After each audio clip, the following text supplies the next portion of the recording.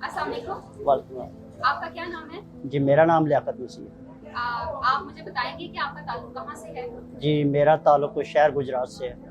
आपसे हमारी बातचीत हुई थी जिसमें आपने बताया था कि आप डंकी लगा के मुझसे बातें गए थे। मेरा सवाल आपसे ये है कि आपने ये क्यों सोचा कि डंकी लगा के मुझसे बढ़ जाना है? क्योंकि माली हालात बहुत ज़्यादा ख़राब थे, जिसकी वजह से मुझे डंकी लगा के जाना पड़ा।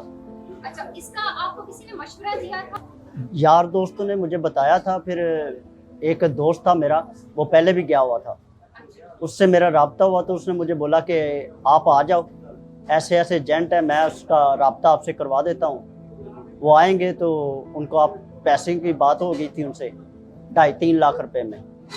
2.5 लाख में मेरा और उनका राब्ता पक्का हो गया। वो कहाँ लेके जाना था उन्होंने? तुर्की लेके जाना था। जैसे थोड़ा सा बताइएगा कि गुजरात से वो आपको कहाँ लेके गए? गुजरात से मुझे वो लेके गए थे कोयटा। कोयटा से फिर आगे ईरान, ईरान से बलूचिस्तान, और बलूचिस्तान से आगे फिर वो माशकील की पहाड़ियाँ वगैरह, और इसके रास्ते से गए थे। जी, मुझे तकरीबन 27 दिन लगे थे। अल्लाह माफ़ी दे, बहुत ज़्यादा मुश्किलें थी, बारिश भी थी, भूख भी थी, प्यास भी थी, और रास्ता भी इतना दुश्वार था कि बंदा सोच भी नहीं सकता कि मैं इधर आऊँगा। पैसे भी देने पड़ते हैं और गालियाँ भी देते हैं, वो मारते भी हैं। अच्छा, आपने ये 2.5 लाख इकट्ठे पाकिस्तान से जाने से पहले उनको दे दिए थे? जी, और बाकी जो 30-40 हज़ार था वो मेरे पास था जेब में, खाने पीने के लिए। अच्छा, फिर आप 27 दिनों बाद तुर्की में कहाँ पहुंचे थे? जी, हम कैसे दाखिल हुए थे? 27 दिन में बड़ा मुश्किल रास्ता है, तो एजेंट ने तो जो बोला था वो वैसा किया नहीं उसने। वो तो हमें बोलता था कि सारा रास्ता आपका डेवो का है, मगर वो हमें पैदल लेके गया। उसने बोला था तुम्हारा सारा कोयटा से लेके तोड़ तुर्की तक आप डेवो में जाएंगे। जैसे हम कोयटा पहुंचे वहीं से हमें डंकी लगाना शुरू कर दी उसने। दिखाया ये डेवो है, ये गाड़ी है, इसमें आपने जाना है, हमारी वीडियो बनाई उसने।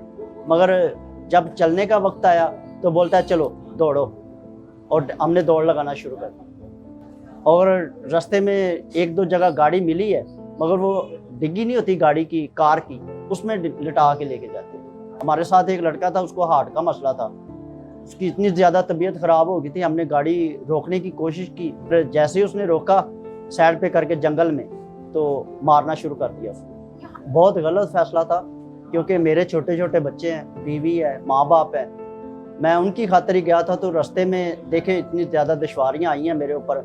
मैं अल्लाह का शुक्र करता हूँ कि मैं ज़िंदा हूँ। जैसे हालात थे मुझे नहीं लगता था कि मैं वापस जाऊँगा। और माशकील की पहाड़ी इतनी ख़तरनाक है कि इतना इतना रास्ता है जहाँ से रात को लेके जाते हैं वो। ऊपर से बर्फ़बारी हो रही होती है, कोई पता नहीं चलता नीचे खाई है क्या नहीं है, बस चलते जाओ। ये सारी मुश्किलात आपने बर्दाश्त करके आप तुर्की की सरहद पर पहुंचे। जी बिल्कुल। तो वहाँ जाके एजेंट ने आपको क्या कहा? एजेंट ने कहा कि मेरा काम बस यहीं तक है, बाकी आगे तुम्हारा काम है। अभी हम अंकारा शहर में पहुंचे थे, तो वहाँ से हमें तुर्की पुलिस ने पकड़ लिया। जब उन्होंने आपको पकड़ लिया तुर्की की पुलिस ने, जी। तो आपको कहाँ लेके गए? वो हमें पहले थाने में लेके गए, वहाँ पे उसने टॉर्चर किया हमें। उसके बाद फिर हमें 3 दिन वहाँ पे रखा है, हमारे फिंगर लिए, आई प्रिंट लिए, और उसके बाद हमें फिर उन्होंने कैंप में छोड़ दिया। और कैंप में आप कितना अर्सा रहे? कैंप में 3.5 महीने।